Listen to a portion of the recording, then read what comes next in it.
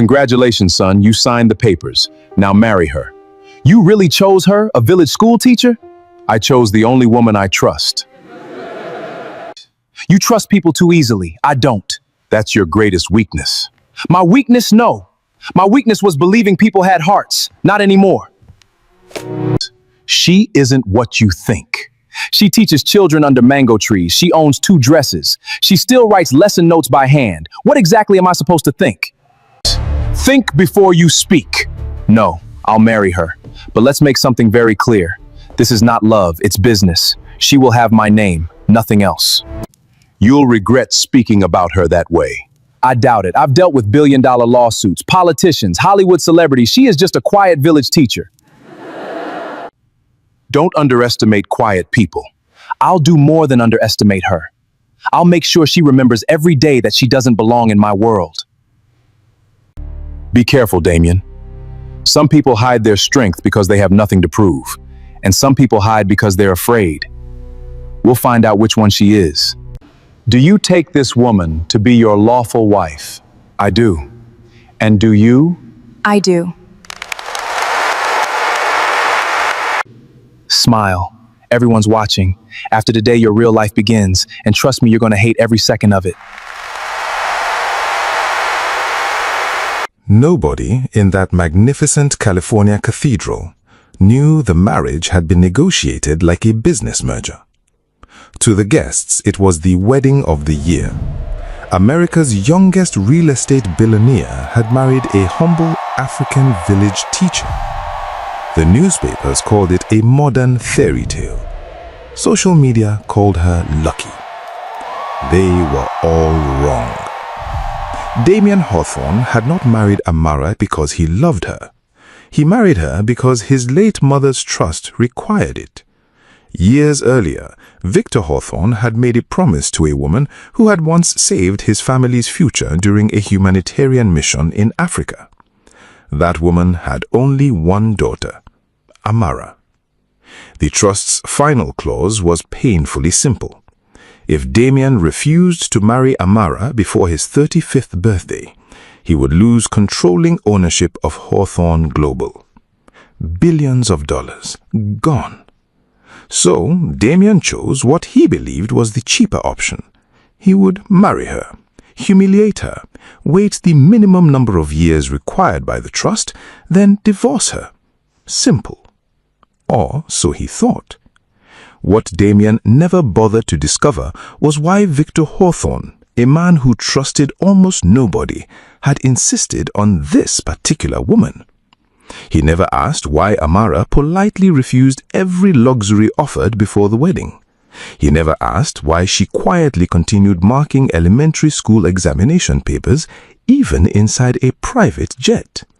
He looked at her clothes, her silence, her modesty, and concluded he already knew everything.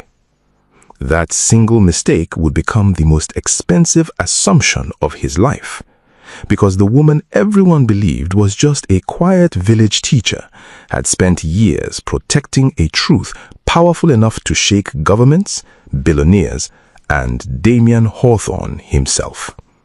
And before this marriage was over, someone would come looking for her, not to congratulate her, but to find what she had been hiding all along. Welcome to your new home. Don't get comfortable. It's beautiful. Don't mistake beauty for warmth. You won't find any here. I wasn't looking for warmth. Sir, those rooms haven't been used in years. Exactly. She grew up in a village. She'll feel more at home there. It's all right. Please show me the room. Yes, Mrs. Hawthorne. One more thing. Breakfast is at 7. Dinner is at 8. You do not enter my office. You do not enter my bedroom. You do not attend my business meetings. You do not speak unless someone asks you a question. Understood? Are those all the rules? For now. Then they're easy to remember. You're different from what I expected. People usually are. Why doesn't she fight back? Maybe she's stronger than she looks. The old staff quarters sat behind the main mansion, tucked away beneath towering oak trees that had stood on the estate long before Damien was born. The room itself was modest, A neatly made bed, a wooden desk, a bookshelf covered with dust. One small window overlooking the gardens. For most women suddenly married into unimaginable wealth, the room would have felt like an insult. To Amara, it felt familiar. She opened her suitcase. There were no designer handbags, no expensive jewelry, no luxury cosmetics. Only a few neatly folded dresses, several well-worn books, a leather journal, and stacks of children's exercise books waiting to be graded. Mrs. Henderson watched quietly from the doorway. She had worked for the Hawthorne family for nearly 30 years. She had seen socialites cry because a bedroom faced the wrong direction. She had seen celebrities demand imported flowers before unpacking their luggage. Yet this young woman thanked her for carrying a single suitcase. That alone made Mrs. Henderson curious. Downstairs, Damien believed his plan was working perfectly. Every small humiliation was carefully designed to remind Amara that she did not belong in his world. What he failed to notice was that she never behaved like someone trying to enter it. That evening, while the mansion hosted an exclusive cocktail reception for investors, Amara remained in her small room beneath the warm glow of a desk lamp.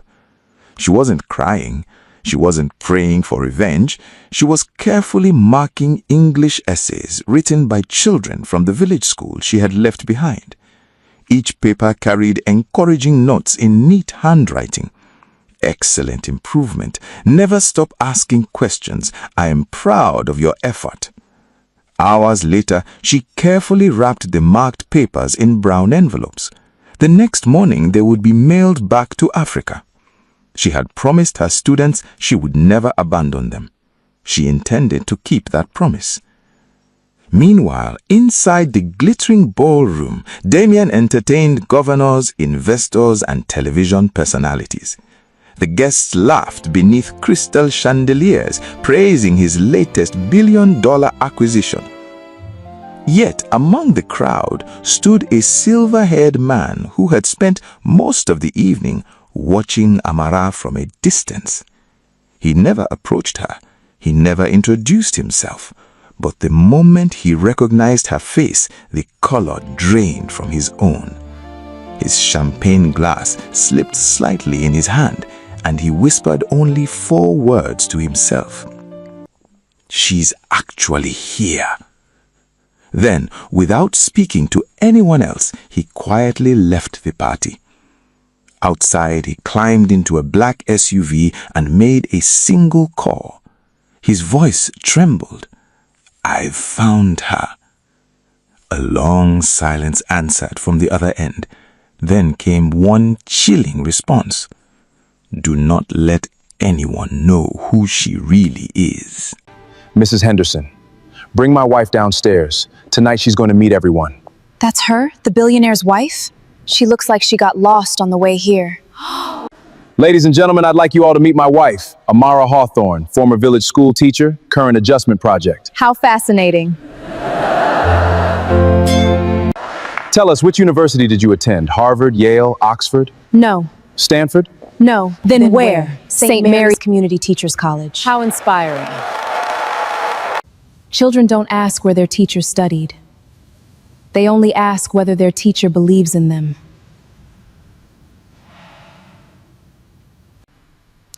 Young lady, may I ask you one question? Of course. Do you still teach? Every day, even if my classroom is thousands of miles away. That's exactly what I hoped you'd say.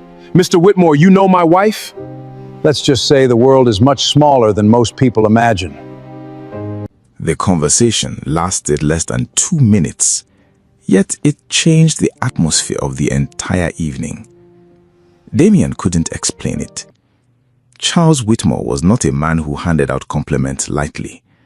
For 40 years, he had advised presidents, funded universities, and helped shape some of the largest humanitarian initiatives in the world.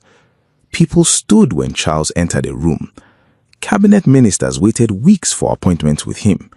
Yet tonight, he had stood for Amara. That single act unsettled Damien more than he cared to admit. As the gala continued, Damien noticed something else. Several older guests kept stealing glances at his wife. Not the curious glances of people judging a poor woman among the wealthy. These were different, careful, almost cautious. One elderly woman quietly wiped away a tear after seeing Amara's smile at a young waitress. Another distinguished guest seemed ready to approach her, but stopped himself at the last second. It was as if they all recognized something or someone they were forbidden to mention. Meanwhile, Amara behaved exactly as she always had. She thanked the catering staff, complimented the musicians, helped an elderly guest whose walking cane had slipped beneath the table. She never once tried to impress anyone. Ironically, that was exactly what impressed them. Across the ballroom, Damien's executive assistant, Rachel, leaned closer to him. "I've never seen Charles Whitmore look at anyone like that," she whispered. Damien didn't answer. His eyes never left Amara. For the first time since their wedding, he wasn't looking at her with annoyance. He was looking at her with questions. Later that night, after the guest had gone home, Damien walked into his private office. A sealed envelope lay neatly on his desk. No return address, no postage, just 3 handwritten words. "Ask your father." Inside, there was only one old photograph. The picture was clearly been taken nearly 30 years earlier. A much younger Victor Hawthorne stood beside several aid workers in a remote African village. Standing beside him, holding the hand of a little girl with bright, intelligent eyes, was a woman Damien had never seen before. Across the bottom of the photograph, written in faded blue ink, were 7 words that made his heartbeat stop. "She saved all our lives." Damien stared at the little girl in the photograph, then slowly looked upstairs toward the room where Amara was sleeping. The eyes, the smile, the quiet composure, they were exactly the same. For the first time, Damien realized that he had married a woman whose past had been deliberately hidden from him, and somewhere, someone was making sure he started asking the right questions. Mrs. Hawthorne, you don't have to do this. Why not? Flowers don't care who plants them. Neither do children. That's probably why they love you. Sir, they're asking for Mrs. Hawthorne. For who? Your wife. Mr. Whitmore? I wasn't expecting visitors.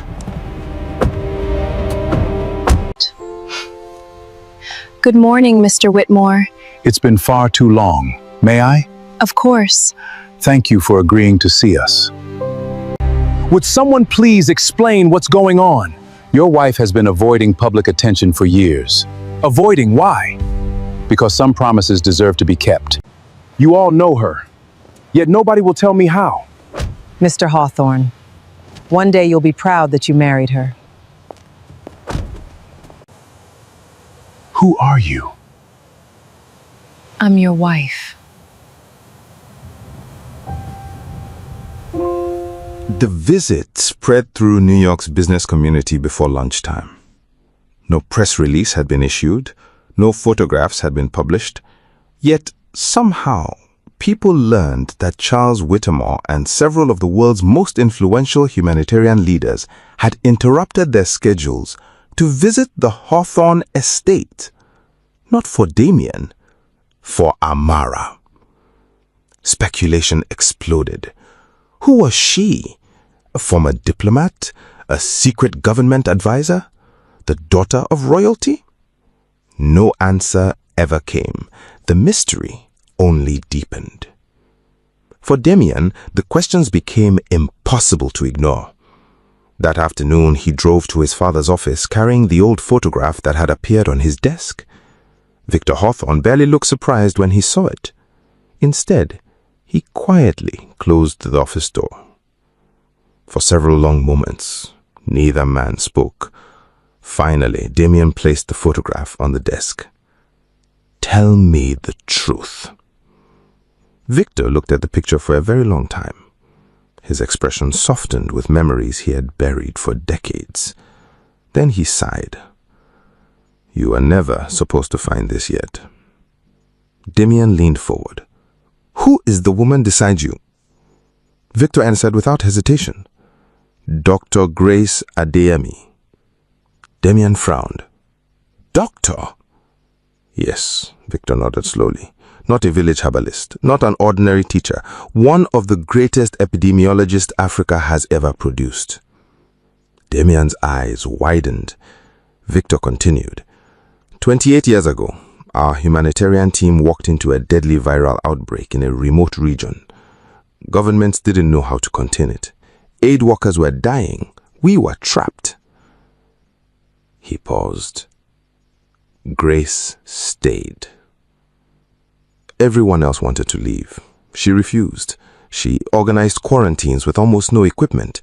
She trained villagers overnight. She negotiated with frightened communities. She saved hundreds of lives.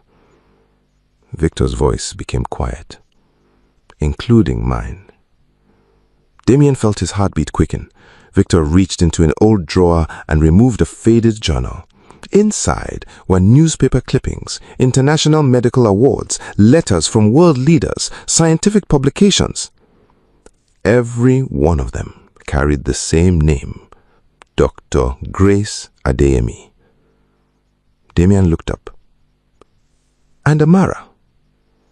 Victor smiled sadly. "Amara was only a little girl. I remember her carrying notebooks everywhere. Even then, she wanted to become a teacher." Damien whispered, "So why has nobody ever heard of her?" Victor closed the journal. "Because after Grace died, Amara made a decision. She rejected every invitation, every award, every television interview, every inheritance connected to her mother's legacy. She believed the work mattered more than the applause." I'm your wife. Victor looked directly into his son's eyes. "She chose to teach children in forgotten villages instead of living off a famous name." Silence filled the office. For the first time in his life, Damien felt genuinely ashamed. Every insult, every cruel joke, every deliberate humiliation he had thrown at a woman who had never once introduced herself by her mother's achievements. A woman who had willingly chosen obscurity over admiration. Yet Victor still didn't answer the biggest question. "So if all of that is true," Damien asked quietly, "why did you insist that I marry her?" Victor leaned back in his chair. A faint smile crossed his face.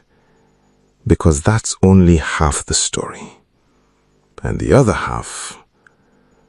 He looked toward the window. "Is something even Amara doesn't know." Damien's blood ran cold.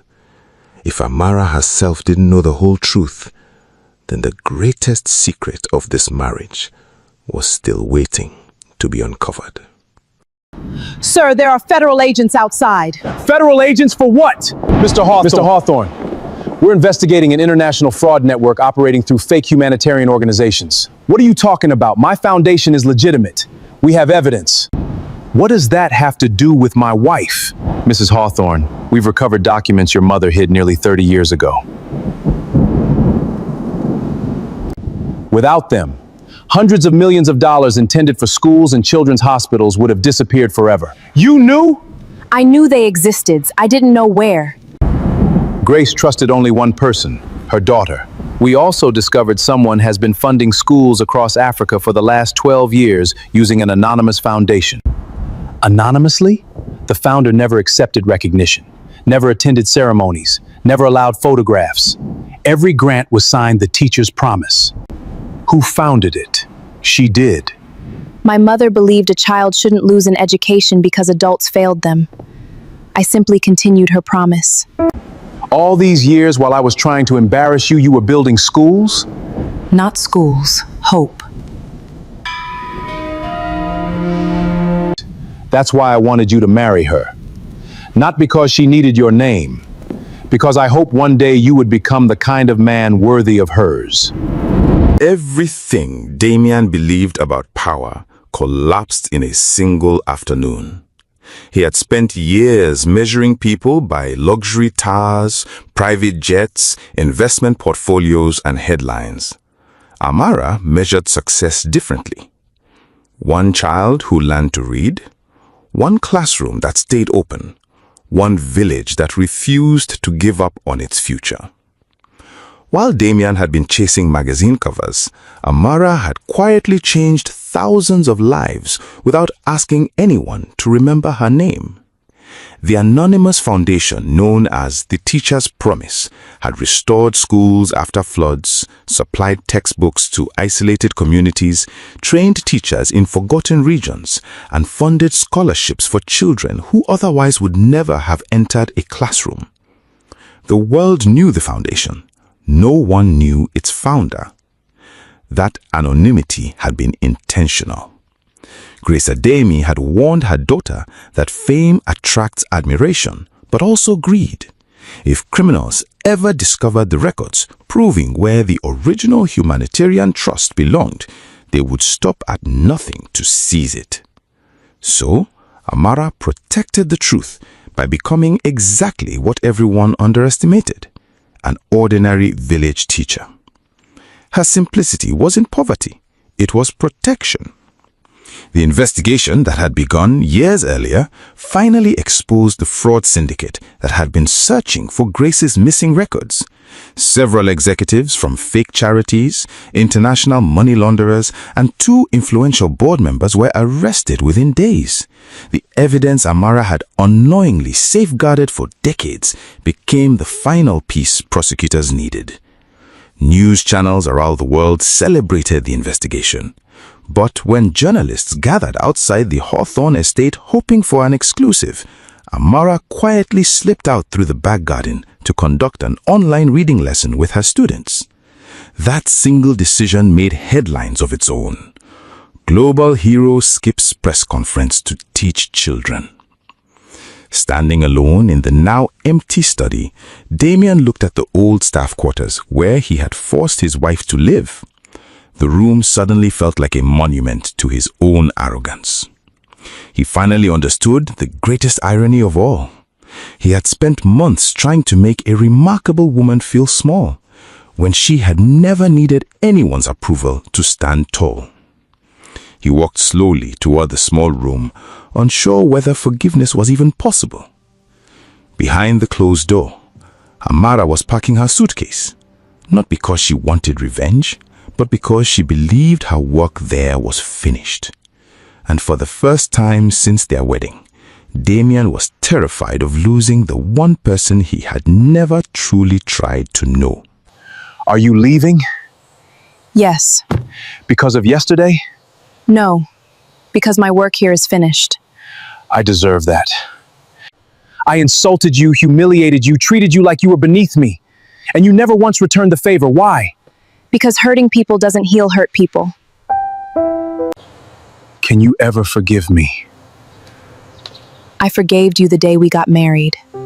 What? Forgiveness doesn't mean trust. Trust has to be rebuilt. Then let me rebuild it. Not as a billionaire, not as your husband, as a man who finally understands how wrong he was. There's one more truth, and both of you deserve to hear it. Read it. If my daughter chooses to walk beside you, protect her kindness. Never mistake her silence for weakness. And if one day you discover that she is stronger than you imagined, do not be ashamed. Become strong enough to deserve walking beside her. I can't erase what I did. But if you'll allow me, I'll spend the rest of my life becoming the man your mother hoped I'd be. Walk beside me. Don't walk behind me. Don't ask me to walk behind you. That's where healing begins. 3 months later, The east wing of the Hawthorne estate no longer stood empty. Damien had ordered the old staff quarters restored, not into a luxury suite, but into a small learning center where the children of every employee on the estate could receive free tuition after school. When reporters asked why, he answered with a smile. Because every child deserves a teacher who believes in them. The answer surprised the world, but it didn't surprise Amara. Together, they transformed the Hawthorne Foundation. The lavish galas became fewer. The classrooms became more numerous. Scholarships expanded across Africa, Asia, and underserved communities in America. Thousands of teachers received training. Libraries were built where there had once been abandoned buildings. Technology reached villages that had never known reliable internet. Every project carried the same inscription, the teacher's promise. But one detail quietly changed. For the first time in 12 years, the foundation revealed its founder, not to glorify her, but to inspire others. When journalists finally interviewed Amara, they expected speeches about sacrifice and success. Instead, she smiled and said only one sentence. The greatest investment in the world is a child who believes tomorrow can be better than today. That quote traveled the globe, yet back in the small African village where her journey began, nothing much had changed. Children still ran barefoot to school. The old mango tree still shaded the dusty playground. And every year, without cameras, without headlines, Amara returned to teach one class, just one, because she had never forgotten where Hope first learned to read. Damien always accompanied her, not as the billionaire everyone admired, but as the volunteer who arranged desks, painted classroom walls, carried boxes of books, and listened to stories from children who had never heard of Hawthorne Global. They knew him by a different title, Mr. Amara. It always made the children laugh, and for the first time in his life, Damien didn't mind being known by someone else's name. He considered it the greatest honor he had ever received. Years later, when Victor Hawthorne quietly passed away, he left behind a final letter. It contained only one sentence. My greatest legacy was never my company. It was introducing two extraordinary people to each other. Damien folded the letter with trembling hands. He looked at Amara. She smiled. Not the smile of a woman who had won, but the smile of a woman who had quietly remained true to herself from beginning to end. Sometimes, the strongest people in the world are the ones who never feel the need to prove their strength. Sometimes, the richest inheritance isn't money, it's character. And sometimes, the quiet village teacher everyone underestimated becomes the person who teaches an entire world what greatness truly looks like. Every day, people are judged by what they wear, where they come from, or how much money they have. But as Amara's story reminds us, appearances can hide extraordinary purpose. The people who speak the least are often carrying the greatest wisdom, and true greatness is revealed not by status, but by service. If this story touched your heart, don't forget to like the video, subscribe to Sweetest African Folk Tales, and share it with someone who believes kindness is never weakness. Until our next story, remember this: never underestimate a quiet soul. They may be carrying a destiny louder than the world has ever heard.